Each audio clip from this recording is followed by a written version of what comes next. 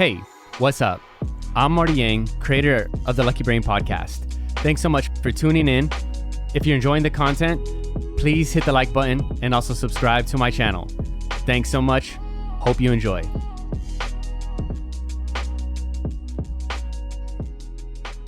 So Chris, thanks for coming back to the last time we were speaking, we were chopping it up. You're just telling me that some of the clips that you were posting got you some more gigs. That's good, dude.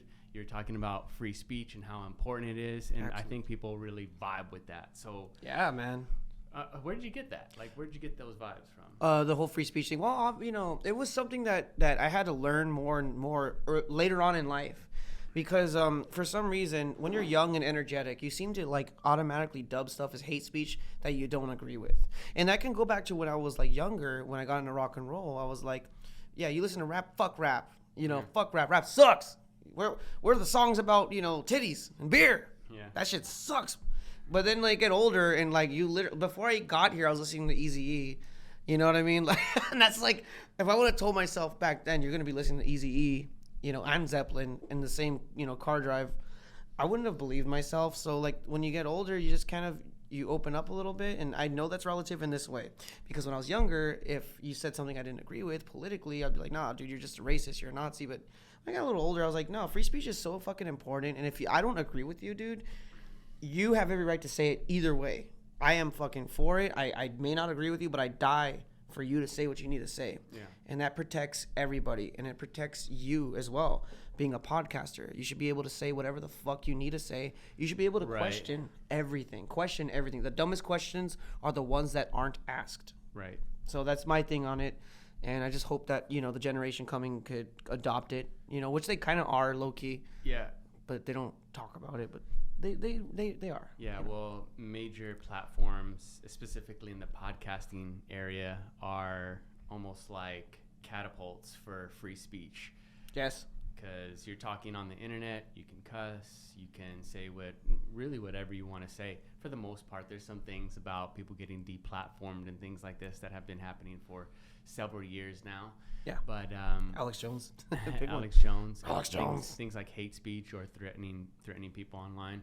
So, like, what do you think about, like, hate speech? Say somebody was to come on the podcast, it would be like a Hitler type character and say, hey. Okay, if you get a Hitler onto a podcast, again, either all of it's good or none of it is. And you can say whatever you want about it, but I think that he has a right to say what he needs to say. And it's also, free speech is also in prayer or in belief that the masses and the general public will go toward the right decision, to make. Yeah. For example, free speech can be controversial because, back when Martin Luther King was saying what he had to say during civil rights, are you telling me that black people can use the same restroom as us? Let me do the accent. Are you telling me that black people could go to the same school as my daughter? Blah, blah, blah, blah. That's called controversial. But the message was obviously beautiful, equality, civil rights, I have a dream, and free speech protected that. Well, I don't agree with it, but he has to say what he has to say, but this ain't gonna stop me from fucking water hosing him and shit. Yeah. But the point is, free speech got us to where we are now. So for us to be like, to say, okay, we're good, that's it, we don't need more free speech. Fuck you, dog. Like, no, we need free speech. It's very important. Now, if you had a Hitler on the show, obviously I wouldn't agree with them at all. I would totally disagree with them. But the fact is, either all of it's good or none of it is. He has a right to say what he has to say. And whatever little shitty fucking inbred, cross-eyed fucking cult that he forms, let them do their thing. I don't give a fuck. Let them fuck their cousins. Let them eat raccoons raw. I don't give a shit.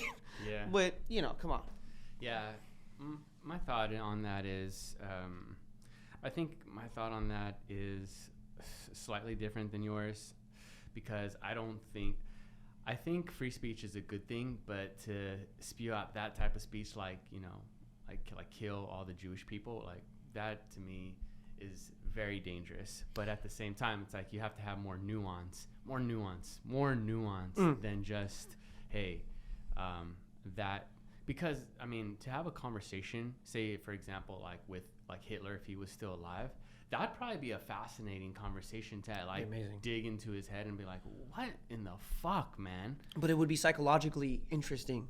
Psychologically, Yeah. fascinating. Oh, Fascinating. Like, what is the mindset behind that? And then also too, not only Hitler, but the like his soldiers as well, because there was, where was I getting at? There's this guy named Jordan Peterson. Have you heard of him?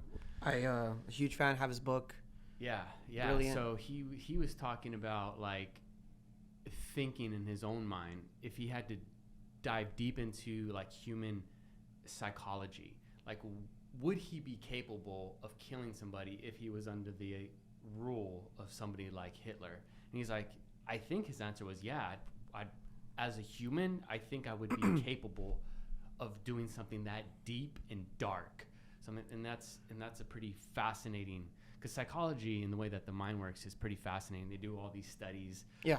There's this one study that they did where they had a person, like a scientist, who was fake scientist. And then there was a person sitting next to him who just pressed a button, and then a person in the other room would get zapped. Okay? And they said that they were going to increase it gradually over a certain amount of time. Okay, so they would ask these questions, something along those lines, and then if the person answered no, they would get zapped or something like that. Mm-hmm. And so the scientist was like, all right, person in the other room, yada, yada, yada, yada. The person would answer no, and then the subject would, and then the person in the other room is not really getting zapped. They're faking it. So they're saying, ow, that kind of hurts. That kind of hurts. And they keep on increasing until they were like, ow, fuck! Yeah. Like that. Wow. Like, I think like 7 out of 10 of the test subjects, or the test subjects rather, were pushing the button all the way to the person died, because there was a person in a lab coat telling them to do it. It's okay, just do it. It's okay, just do it. So like that deferral of responsibility, like, oh, this person is just telling me to do it. Yeah. Makes it easier for the person to just do it. So relating that back to Hitler and the soldiers, like, hey, round up all these Jews and like put them in chambers and things like this, starve them, because they were under that rule. The psychology makes it a lot easier for the people to just kind of fall in line. So that's an interesting dynamic. Well, okay, so that's really interesting. I never knew about that. That's fucking crazy. But to simply say, to not declassify, but I guess to just write off is, that's evil. We shouldn't look into it. That's just wrong. But I'm the type of person that goes like, well, I kind of want to know what was used to bring forth that whole movement, instead of just being like, oh, they're all evil, they're all crazy, they're all stupid.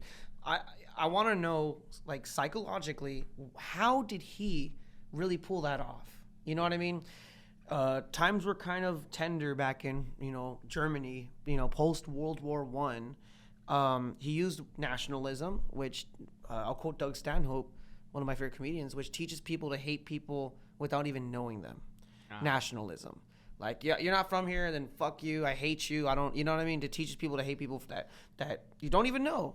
So they used nationalism, and the whole Jew hatred I looked into was basically, they didn't go out and fight.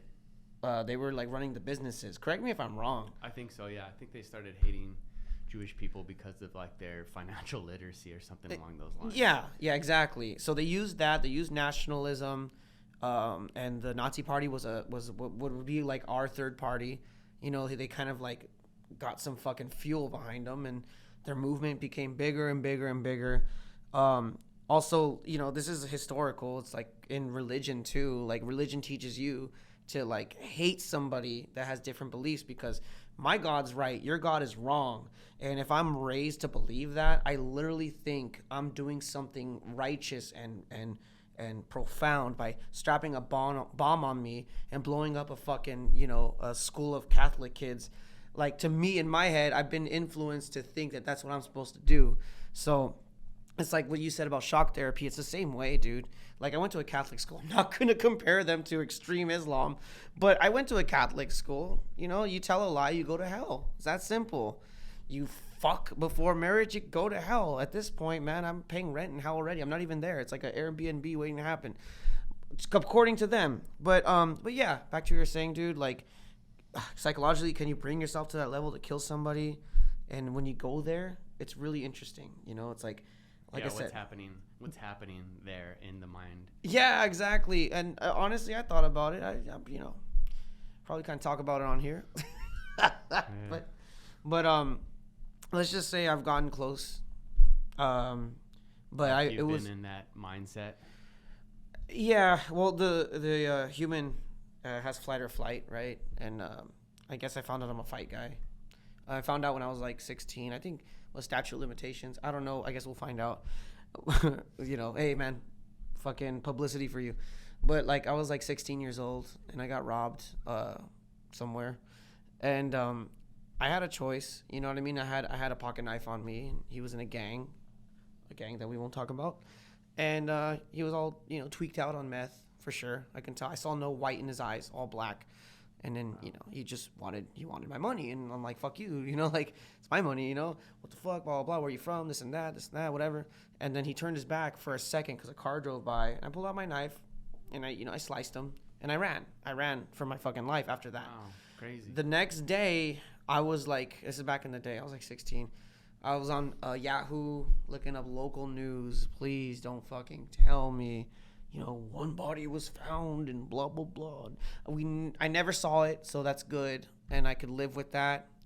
And then, I tell this to my friends, my older friends, and they're like, yeah, man, that's good you did that, because I'm like, nah. Well, that would be like self-defense if somebody's trying to, like, rob you. Out here, I'm not sure about that. No? Oh, I'm not trying to get political, but out here, there seems to be more leniency toward that type of lifestyle. I mean, God. All right, let's just call it self-defense then. We'll just call it self-defense hypothetically. Hypothetically self-defense, hypothetically self-defense. So there's no legal. It was totally self-defense. But I'm the one robbing him. We actually looked into it. Some long-haired cowboy hat Mexican robbed the shit out of this motherfucker. I took his pookie.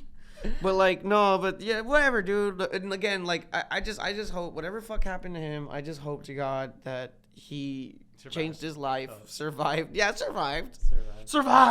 Changed his life and or whatever, or not, whatever. Yeah. I really do. I really hope so, but yeah. It's you definitely can go there in your mind to a very dark place when people are doing bad things to harm you. Yeah. And you definitely could see yourself. And I'm pretty sure many people could relate to this about probably just fucking beating somebody to death or some crazy shit like that. Yeah. You ever fantasize about killing your girlfriend, Marty? No. Not once. He had that rehearsed. Not my cup of tea. He's full of shit. I'm just kidding. No, but like sometimes if you're upset, I don't think about killing her, but I'm like, like we were near a window once. I'm like, I just want to throw her out there really quick. Throw her out. Yeah. What level? We're talking 2 levels. We talking fucking 64. She's, it's funny. She'd probably be watching this, and she's like, you know what? I can't be mad at him because I think I feel the same way about him. Yeah. You know what I mean? But that's an interesting dynamic too. The boyfriend-girlfriend relationship. Well, it's love and like are 2 hard things to have at the same time. There's a fine line between them. Yeah, man. They almost like intermingle. Exactly, because like you love and hate. Yeah, love and hate. Exactly. Love and hate. I was getting an Uber drive once from this girl, and she was like, and it was with my girlfriend too, and we were talking about, yeah, we're all like wet over each other, me and my girlfriend, like, oh yeah, we're going to the movies, it's gonna be so much fun, pre-COVID. And then she goes, we ask her, hey, do you have a boyfriend? She goes, yeah, yep. Yeah, and we're like, I told her, I was like, I can tell by your voice that you fucking love him so much that you fucking hate him too. Yeah.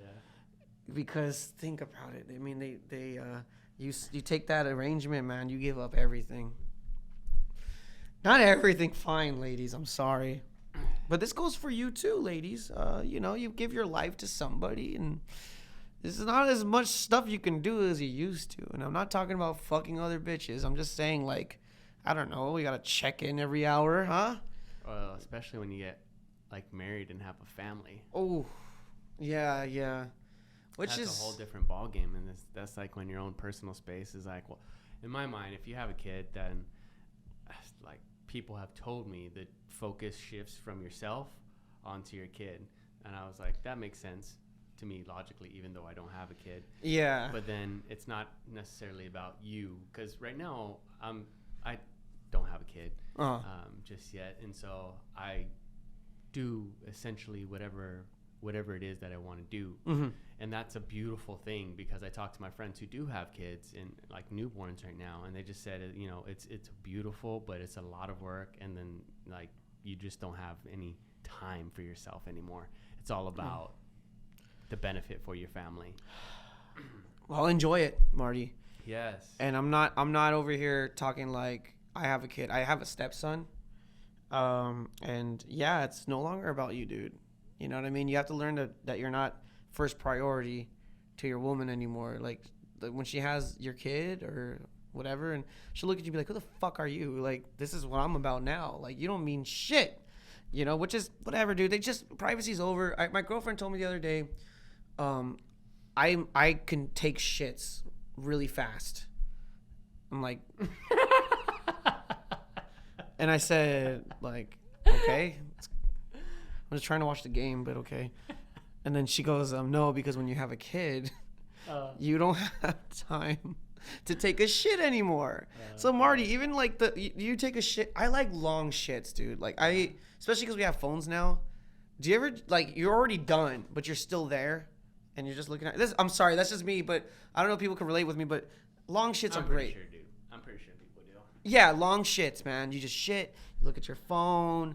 You know, you watch a 15-minute video. My asshole's spread, and I'm just like this, like, yep, that's cool, and it's great. It's brilliant. You smell. It's like, damn, it's a good one, dude. Any blood in this one? No. Yeah. Well, okay, so she told me.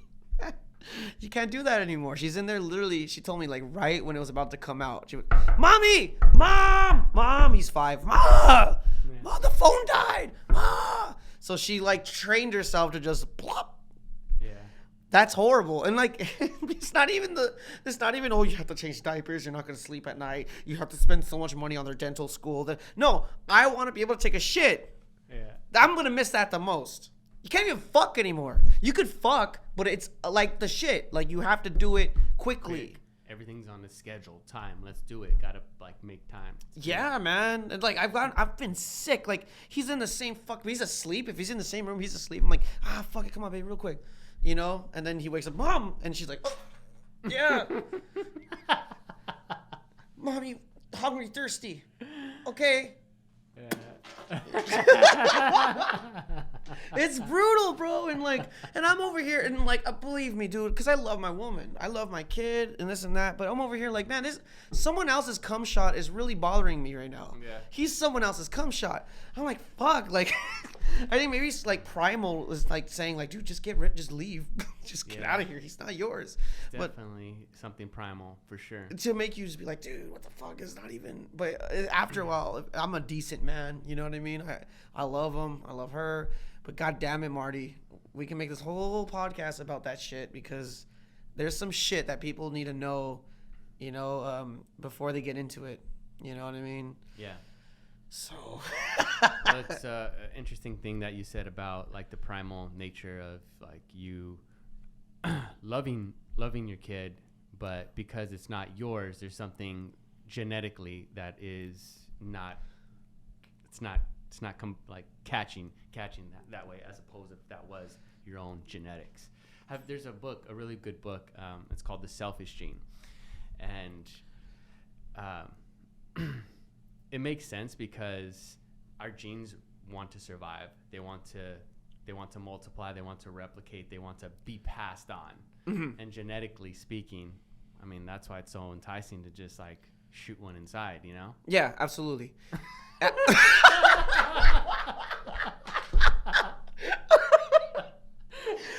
shit, man. Like, you realize that like you and I are here because someone got laid. Like, oh, true. God. I mean, we're all here. Kanye West said it.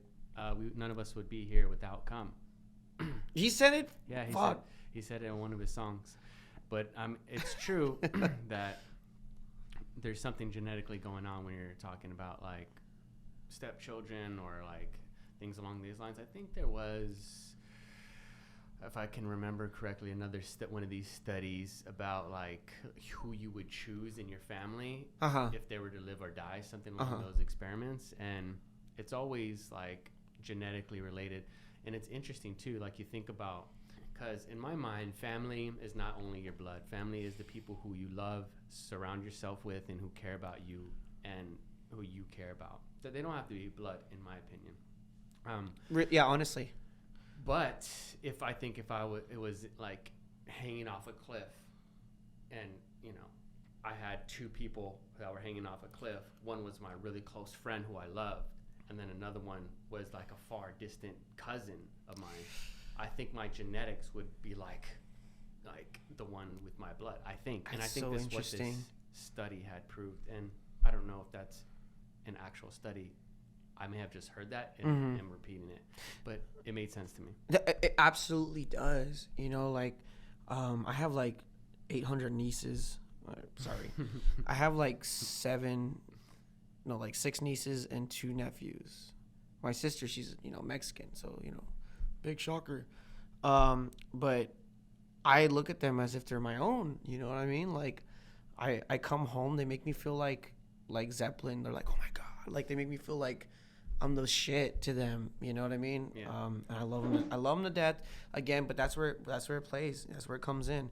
It's like they could be strangers to me. I could have not seen any of my nieces, but like, let's say one day I finally meet her after she's already 5 and I never met her before.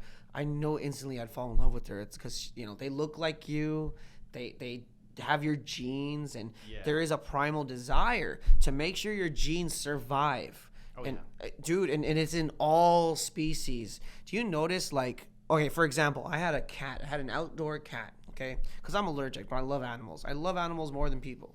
And I had a outdoor cat, and I would feed her all the time. And, she'd get big. She got healthy. She was a kitten at first, and now she's like, I'm the shit, whatever. And then one day, she looked a little bigger than she should have. I'm like, damn, I'm giving her good shit. She's getting fat as fuck, I would be drunk, and I would leave her, like, bacon.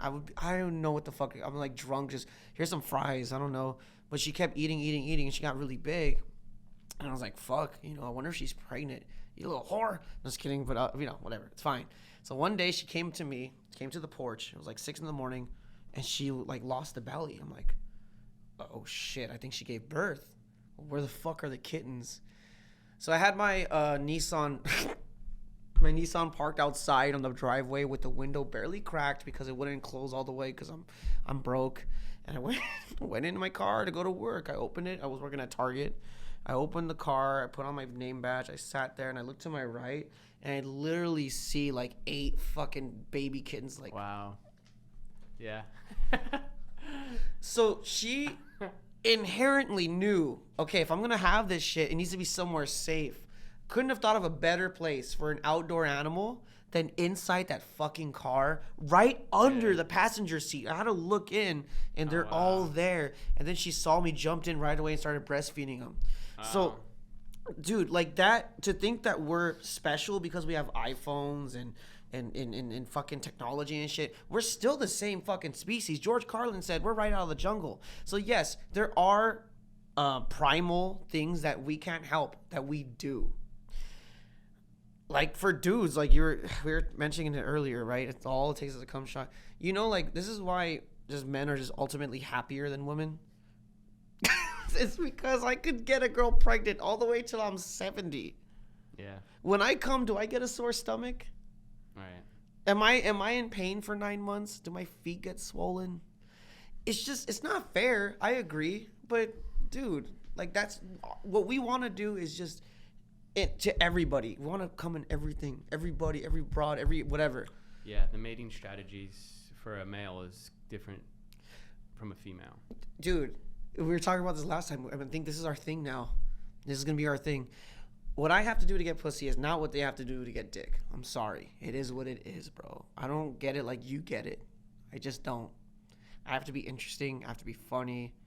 I have to be, like, witty. I have to be, That's why I respect dudes that, like, get laid and they don't have a car. Which was me for, like, years. You know what I mean? But anyway, I feel like I'm going off topic here. No, this is a great conversation, actually, because You know, we're talking about male strategies different from female strategies. You're talking about the things that men have to do in order to get laid compared to what women have to do in order to get laid. And this is why I think we became human beings, Homo sapiens, I guess you would say at this stage. Yes. Is because of competition. That's what I think it is. Hierarchies. Hierarchies, competition, and why I think maybe men have this sort of, I guess, dominant position in society because of what we had to do in order to get laid. That's what it comes down to, huh? I think that's what it is. That's why if you see a chick where she's like a dime, she's a dime piece. You know, she's fucking perfect. But then the stereotype is, oh, she's always dumb and doesn't have intellect or can hold a conversation, something along those lines. Because her strategy, she doesn't need to do anything to, like, get laid. Doesn't need to be funny. Doesn't need to be smart. Doesn't need to be successful. Just genetically, she is ready to go. Compared to, say, somebody who doesn't have a car, say guy who's 5'2", you know, something along these lines. Yeah. That person, if you see a high-level person, say they're famous or something like that, say, for example, like Danny DeVito, short dude, 4'11", you know what I'm saying? Is he 4'11"? He's 4'11". Fuck. But I'm sure he gets laid. Oh, yeah. I'm sure he gets laid like a motherfucker. He's been famous for a long-ass time. Since Taxi. And so what he's had to do is become funny, become rich, and that's the incentive for women to fuck him. Because if he didn't have money or didn't have a personality, didn't have any confidence, there's no girl that would genetically want to fuck him. Most of them. And you said genetically and primal and all that stuff. Yeah, because they want to strive for, you know, someone taller, right? Someone more handsome that provides a fruitful offspring. Exactly. It's all about the offspring. Getting laid and to have the best offspring. The best offspring. Genetically speaking, our genes want to propagate. Exactly. But we live in a culture where promiscuity is all over the place. And sometimes, you know, you got kids that you didn't plan on nor did you want. But back then it was like a one-shot thing, no pun intended. But yeah, back to that. So yes, the 4'11" man has to do things, has to develop humor, intellect, comedy, whatever the fuck is. I feel that way sometimes because I was like, we were talking about this last time about being in high school. I'm telling you, dog, I was not the fucking quarterback dude. You know what I mean? Like, I had to develop on my own. I had to like smooth my way into pussy. I had to like not even. We had to do things that like say your handsome quarterback didn't have to do back in high school. I keep referencing high school because it's such an interesting time for developmental. 100%. Yeah, because think about it like this. One of the most influential developmental, you got puberty, you got all sorts of shit. Before you know it, you're thrown in a place where people are literally going through the same thing. And you're just caged in like a fucking prison. And we're going to teach you what we want to teach you. You know what I mean? We're going to force you to do this shit. And you're in there and your dick's hard. You don't know what to do with it. You're like, what the fuck? Like, I don't know why, but I want to squeeze those titties, man. And you don't know what you're doing. But again, like, we weren't the handsome quarterback. You know what I mean? Like the, fucking guy. I don't know. I just was funny. I was a funny guy. It got me out of a lot of trouble in life being funny and talented. Every fucking person like respects a talented like guitar player for some reason. Like I'd be in the hood. I used to kick it on McBride Street right there near King Taco, dude. I used to hang out, bring my guitar. Hey, play that one Richie Valens song. Play La Bamba, dog. Like, blah, blah. And I would play it, and like they would like, I'm telling you, shaved head, fucking Mexican mafia tattoos on their fucking face. They fuck with me, dude. They were like, yeah, dude, fuck yeah, you're fucking cool, whatever. And, it'd be funny. You get yourself out of a lot of trouble being funny. And that applies to everything in life, dude. Like with women, with gangs, being in prison, or even at the workplace. How many times have you heard favoritism in the workplace? This dude shows up late. He's always fucking buzzed. I feel like I'm talking about myself. But we're going to give him more hours because I just connect with him and he's a cool guy. Yeah. Well, you definitely. You just have to be hot if you're a woman. Sorry. You definitely are a cool guy, but there's many examples of people like that. And that's the stereotype of the dumb jock, right? I mean, he doesn't necessarily, or like the good-looking guy. It's not something that they have to strive for, because basically it's all about literally getting laid and having a fruitful offspring. That's what I think. I mean, life in general, if you were to bring it down to the most basic, simple elements, it's about getting laid and like having the best offspring, because your genes are essentially in control of you. They're just kind of looking like why is it that, universally speaking, 10 out of 10 dudes will say, if they see a girl with a symmetrical face, tits and ass, yes. But if you see a girl opposite directions, she's maybe super overweight, not symmetrical, you're like, maybe. But it's not a no. It's not a no. It depends on how many fucking drinks you have, or if it's 2 a.m. and the lights come on in the fucking bar, it's like, this is better than my right hand, dog. Like, so yeah, just genetically speaking, that is a very, very interesting conversation. Exactly. Now, the fruitful offspring doesn't necessarily mean he needs to be tall, or she needs to whatever. She needs to be hot enough. He needs to be tall. No, because even back to primal times, where like we're literally in the caves and shit, and I'm like dragging my wife by her hair, and I have a club and shit. Like during those times, it's all those cavemen and shit. Whatever the fuck, I don't even know what the fuck happened. But the one that was really good at talking and knew how to rile up people, he didn't have to be tall. He didn't have to be. Look at fucking Napoleon. It's even a joke to this day, Napoleon syndrome. Yeah. This motherfucker was like 5'4", maybe. I don't fucking know. Look it up, I guess. But he was a short guy, but he led an entire like climate, dude. Like, he was the shit. It's because of this, because of his brain, because of how he talked. We go back. We digress to Adolf Hitler again. Now, Adolf Hitler. And we'll talk about him a little more, because he's a fascinating individual. He could have been just a guy who was spewing out these fucking crazy things. But the fact is, he got power because people backed him. If he didn't have the people behind him, he didn't have power. You know what I mean? And that's why a lot of Jewish people, like, they get closure in that, because he is, like, literally the guy that is responsible for what happened. You know what I mean? That's the guy. That's the guy right there who is responsible for all that shit, you know? And some people don't get that closure, but we won't get into that. My point is, it doesn't matter. I'm sure Adolf Hitler had tons of bitches who were like, he was banging, you know what I mean? There might be a Hitler Jr. somewhere around here. Who knows? Yeah. Most likely. Well, hope he works at Cinnabon. Yeah. It's interesting, just kind of like bringing it back to the conversation we're having in the beginning about free speech, and like, should you be able to spew like hate speech out, you know? Yeah, I'm glad you brought that up. I think we should kind of circle back on that. It's a damn interesting conversation, because in my opinion, I don't think that you should be able to spew that type. If you're talking about like killing people and things like that, I don't think that you should have that right to say, specifically on certain large platforms. But I want to talk about that for a little bit. Marty, like you said, your example was, if you say you had somebody on here that was spewing that rhetoric, I forgot to mention that because this is your production, you have every right to kick them out, to not have them on your platform. That's something that I want to make clear, is that if it's your platform and you see it as completely hateful in terms of like killing people, yeah, absolutely. If it's your platform, this is your place, you pay rent, this is your place, you have every right to kick them out. But if this guy wants to go and, you know, get a megaphone and stand at the Gold Line in East LA, which would be hilarious, and wants to say shit like kill all Mexicans, hey man, you're free speech, but you're not free of consequence, my boy.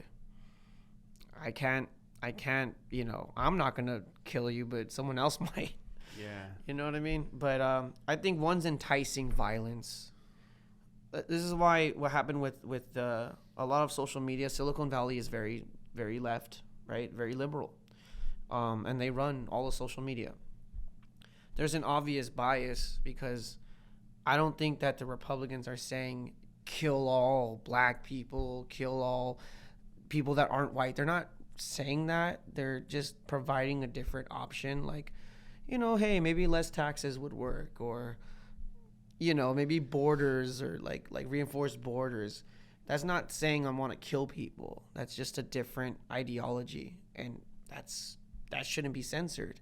Right. You don't have to agree with it, but the fact that you would censor it is kind of funky. And same with the right. Like, let the leftists like challenge you. Yeah. And welcome it. It's a great point. Yeah. To say what you feel, even though people might not agree with what you're saying, as long as you're not spewing out like things that are harmful, like physically. Mm-hmm. I think that you should be able to say what you want to say, because even if people don't agree with you, then they can counter your statement with whatever they feel. And I think this is what's happening right now, left and right, in the political climate on these platforms. And the people who are left-leaning have more free reign than the people who are right-leaning.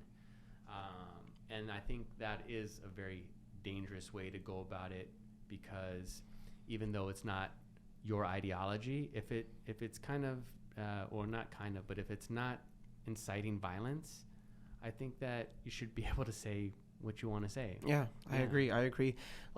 Unfortunately, extremism will always be there, and they're not the core point.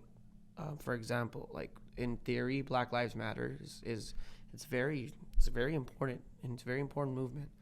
It's just, Black Lives Matter.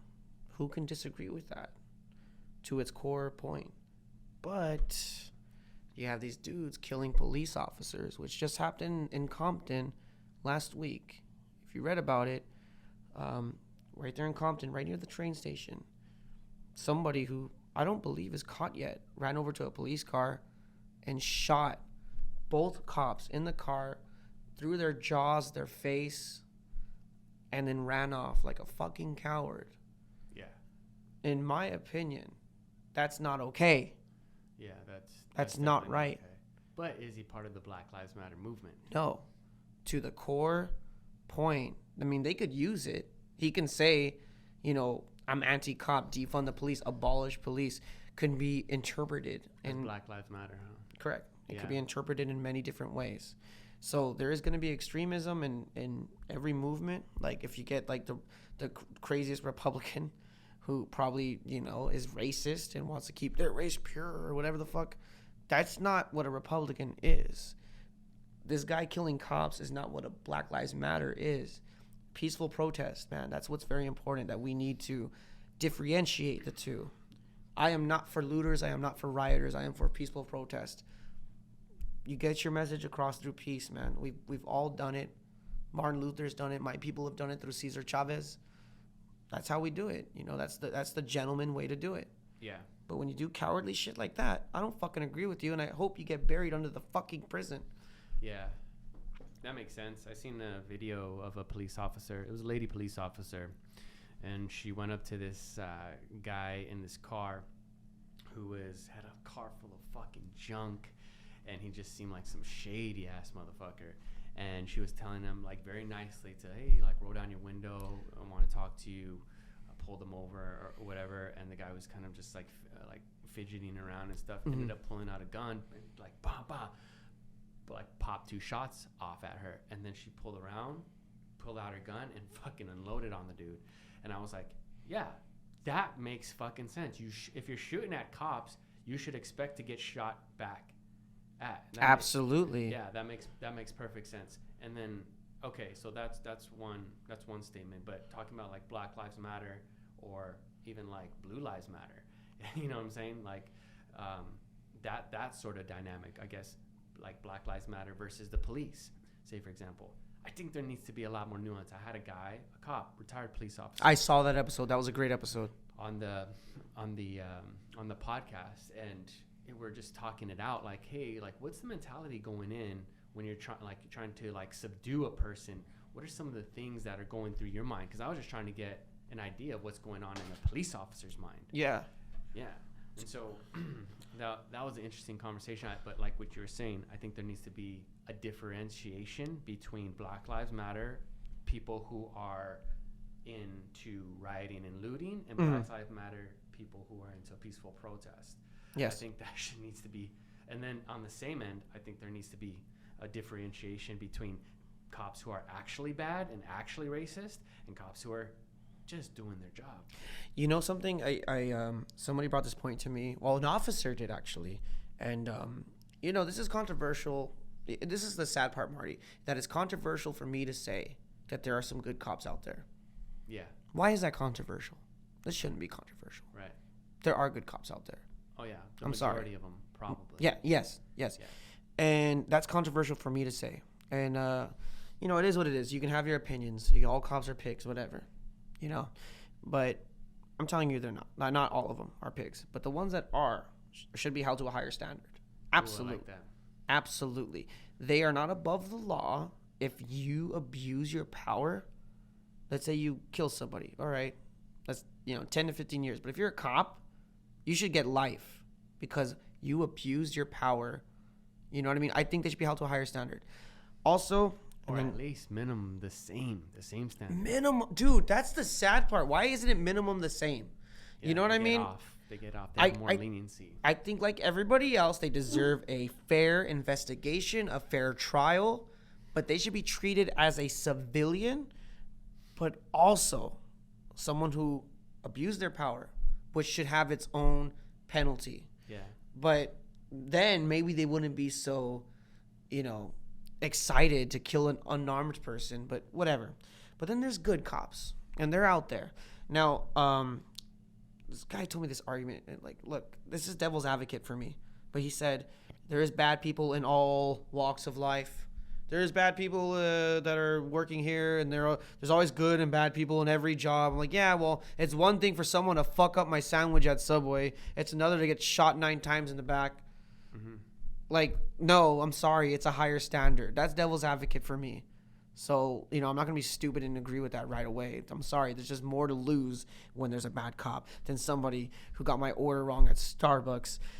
So, that being said, there's good cops out there. Now, think about it like this. Okay, some guy's running for a knife in his car.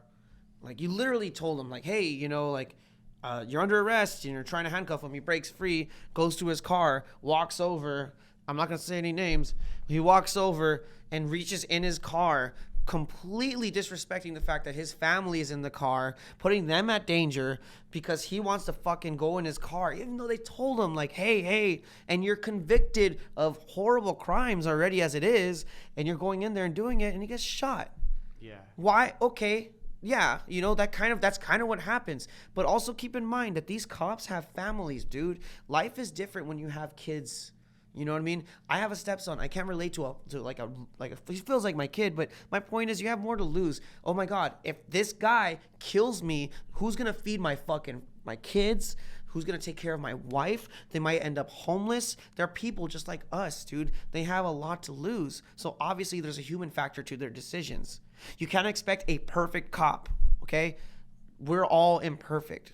It's kind of like Sully, who landed the plane on the fucking Hudson. They try to get him for he did that because he wanted to retire early and this and that. But they took away the human factor. It's like, dude, I have literally like 90 souls on this plane. It's going to influence me a certain way. I'm not a machine, you know what I mean? So back to the cop thing. Yeah, man, you have to consider they have families that they're providing for them. And if they don't got them, they're fucking done. They don't have anybody. They might be homeless.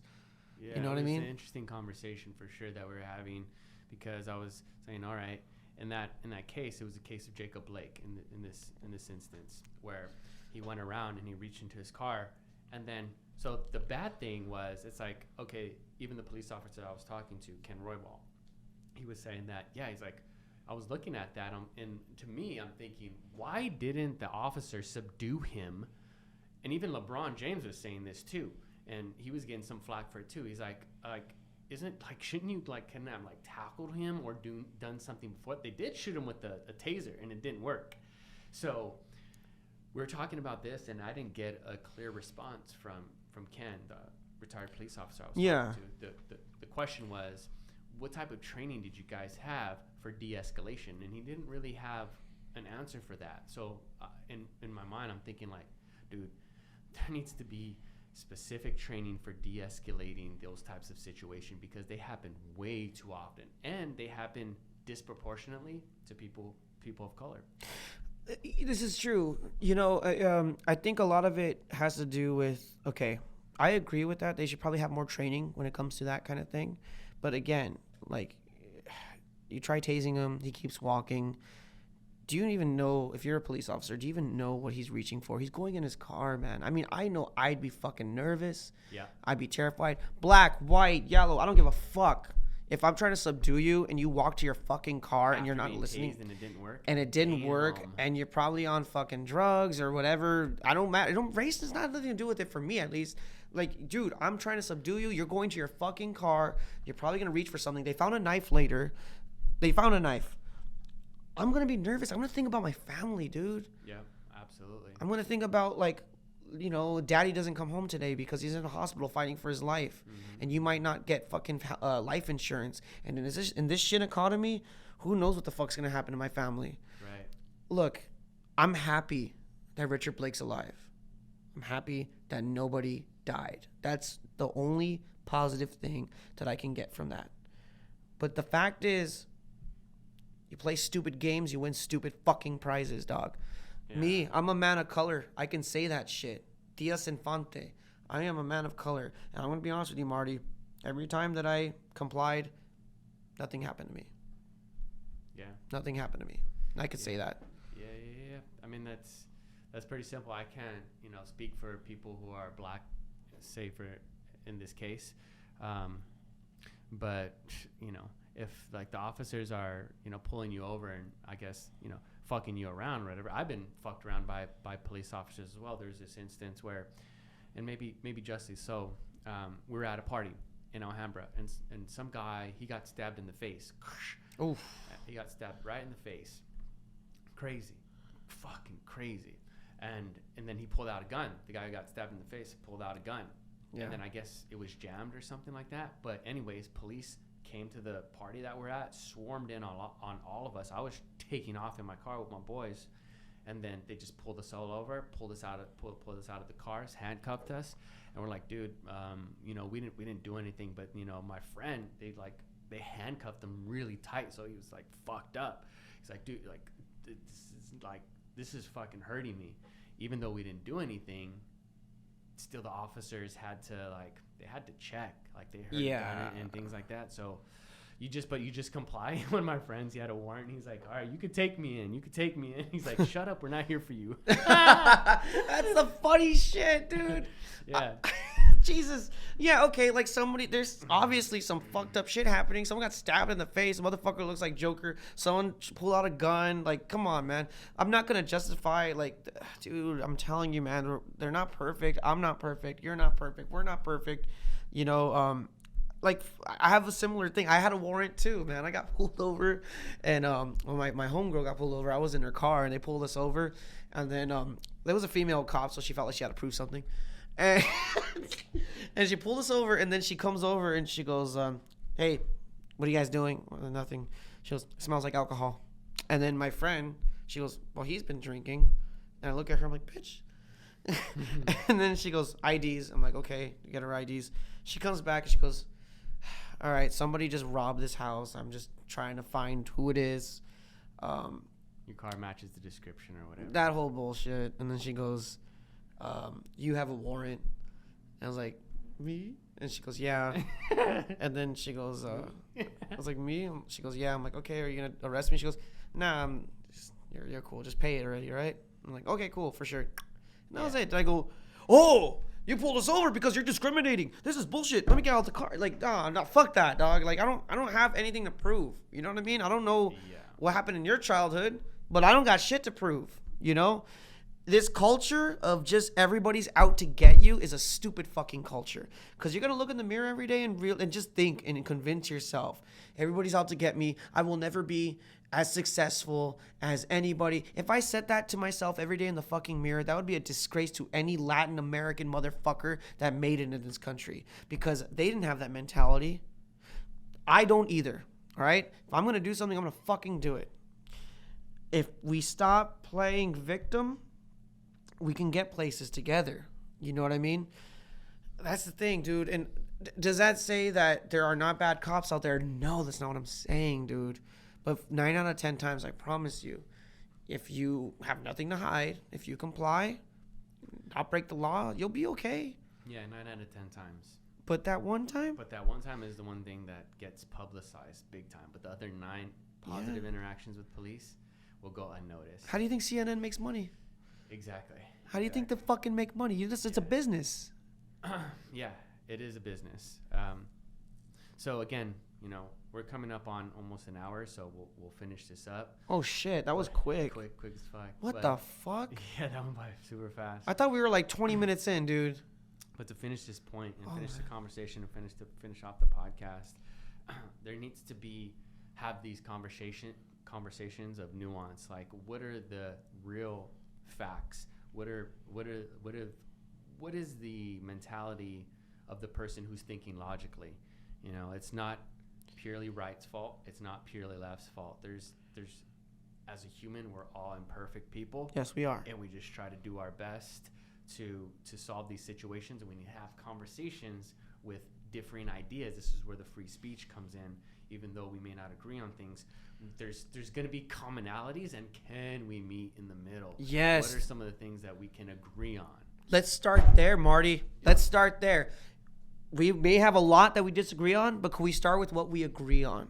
Yeah. And I want to also say that if I said anything that you don't agree with, I hope you know that I will hear you out, and I will welcome your opinion, and I will take it with me on my life's journey. DM him at Chris Diaz Kills, and shout out to Greenleaf Productions, who are the real fucking heroes of this quarantine culture that we live in, still throwing shows and being respectful with social distancing. Just kidding, that's a lie. Thank you, Greenleaf, for promoting the video and keep booking my band. Shout out to Jabbermouth, my punk band, and those are my boys. And if you saw in the video, Grill 'em All, I'm wearing a Grill 'em All shirt. If you saw it earlier, they said they sell the best food. Marty's smiling at me like he just saw his first titties for the first time. His eyes are lit up. You've been to Grill 'em All, huh? Dude, Grill 'em All's a fucking shit, bro. Try the Behemoth, and God bless, Allah bless, Krishna, whatever the fuck you believe in, Tom Cruise. Take care. Peace. Let's get it. Chris, thank you so much for coming again. Appreciate it, man. All right, everybody. Peace. Later. Hey, what's up? I'm Marty Yang, creator of the Lucky Brain Podcast. Thanks so much for tuning in. If you're enjoying the content, please hit the like button and also subscribe to my channel. Thanks so much. Hope you enjoy.